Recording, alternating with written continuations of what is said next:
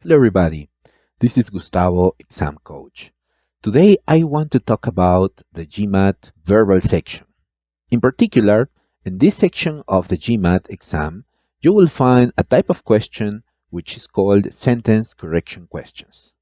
For those who have seen sentence correction questions before, you may remember that you'll have a text of a question, usually a question that includes 3 or 4 lines of text which actually represent a single sentence. But this sentence has one underlined portion which you're supposed to examine according to English grammar rules. Then you need to pick an alternative reading if you think the underlined portion is incorrect somehow, or to pick the first option in the answer choices if you think the original reading of this text, of this sentence, is actually good.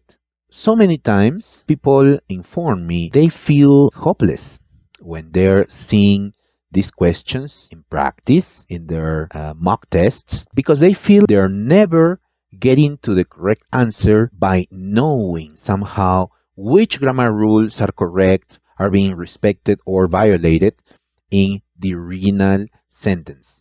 They actually go to the correct answer choice somehow by a hunch or by just guessing or sensing that their choice feels better or sounds better somehow.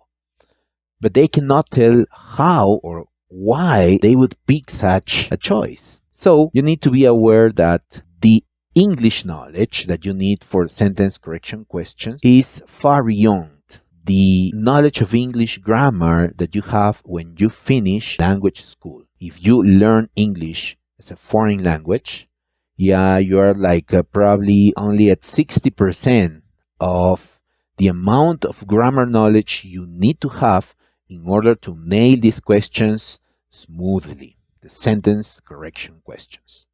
You need to study a little more. If you want to know what kind of contents are important to study in order to actually ace in the GMAT verbal sentence correction questions, you can write me in the comments and I'll give you some ideas. You can also visit my YouTube channel for more content about exam preparation.